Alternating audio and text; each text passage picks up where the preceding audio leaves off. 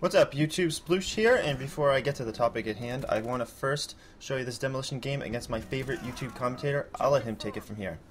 Hey, what's going on, guys? It's Sam or Xjaws, and today I'm bringing you guys a demolition gameplay. Playing demolition here, which is my favorite game mode, probably in all of Call of Duty. If you're not going to be using scavenger on your class and instead are going to go with something like hardline or lightweight, like this video right here where I'm using lightweight on the AK-47, I'd highly recommend you go with the dual mag attachment. That way you get 2 extra clips of ammunition, and that's definitely going to help you get to your higher kill streaks if that's what you're going for. Throw grenades!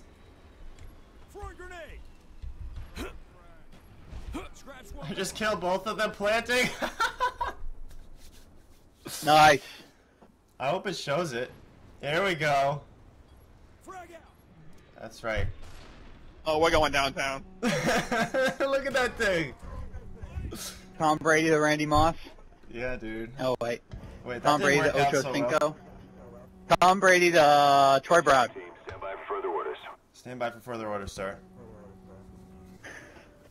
Sorry, I don't listen unless Ice Cube or Ice T are telling me what to do. Actually, I think getting grenade kills is part of unlocking Warlord, so yeah, thank you. Alright, I was just kidding. I didn't do a dual commentary with Xjaws. That was not a game with Xjaws in it. But it could have been. And honestly, I'm not a hater. I'm not going to bring this up again. But I kind of blame YouTube because every single time I sign into YouTube, I am greeted with a message that says, you should subscribe to Xjaws. And then it says, helping you be a better Call of Duty player. So, I don't know. In my opinion, that's false advertising because I watched this Xjaws video and he makes no mention of Flakjacket and Ghost.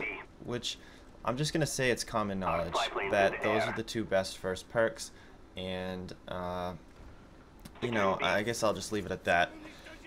What I want to talk about very briefly, and for the last time, is the word tryhard. I am going to first vow to not use that word anymore. I made the mistake of assuming everyone understood the definition as I do, and it's not fair to me to accuse anyone of not understanding what the word means because it's an urban word anyway. It technically has no true meaning.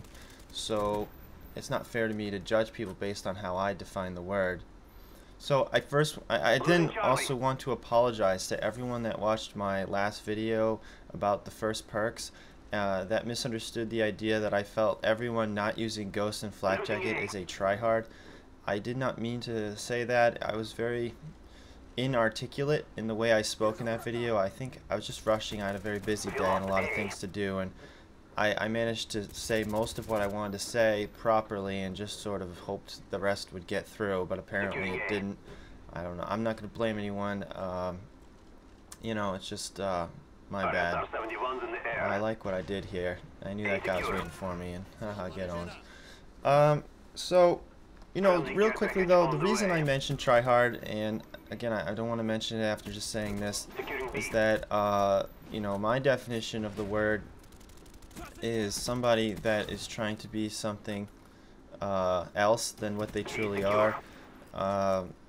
If you know that Ghost is the best perk for flanking, and I'm not going to back down on that statement, and playing a rushing class, and then you choose to use lightweight or hardline or scavenger, maybe even Flakjacket in some cases, but not really, because I mean, you know, XCal has pretty much made a name for himself by Flakjacket and, you know, playing like Scorpions and that kind of neat stuff. Using the Olympia, he's basically rushing, and so, you know, that's fine. But I feel like if you're going to purposefully, knowingly put yourself at a disadvantage, then you would be kind of pretending to be something, you know, else. You're trying to, I don't know, have your own moral code or justify your decision. You basically, you're putting yourself through some struggles. I was pretty upset there. I don't know if you noticed that screen there. That was lag right there. I froze or something happened. I don't know what, but you could see it in the screen. I can't make that up. But you know, you're putting yourself through misery for what reason I don't know. But you know, here's the thing. it all comes down to what is fun for you and why do you play first-person shooters. I think a lot of people play CoD and they don't really play other games, so I don't want to call people gamers or whatever that play this game. But why do you play this game? Let's say that, right? What is fun for you?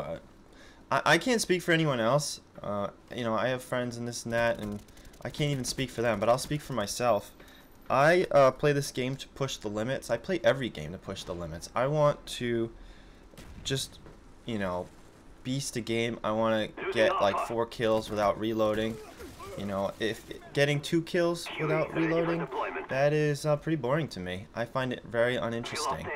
But, you know, maybe triple kill, then I'm kind of, you know, feel a little happy inside. But when I get 4+ kills, you know, without reloading, or, you know, and I tend to play 6v6 due to lag issues.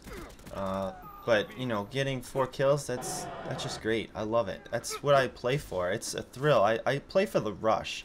There's a rush I get when I play very aggressively and it pays off. There's a rush feeling when you try to take on a whole team and you sort of come out on top. And for me, that's the fun. You know, there's when I quit playing Black Ops, which hopefully will be sooner than later. I'm looking forward to the new games coming out.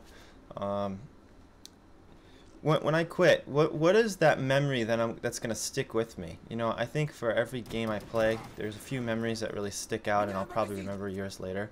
For some reason, there's this one memory I have that's kind of my favorite Call of Duty moment.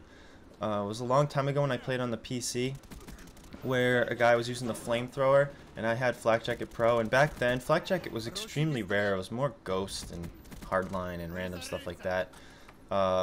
But the guy started flamethrowing me, and I could have easily just shot him. He was kind of at like a close proximity.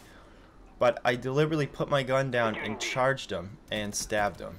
And I guess, you know, it kind of reflects my personality. I feel like I wanted to send a message to this guy that, you know, cut it out, the flamethrower is no good.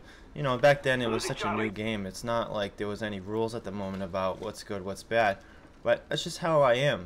You know, I want to, you know, use the best, kill the fastest and all that stuff. So it just reflects my personality. I don't know what other people think of as the fun moment, and that's part of the idea of, you know, that word I'm not going to mention. I think as long as you're having fun, I think you're kind of you're void of being called some negativity and you know, the profanity that is try hard.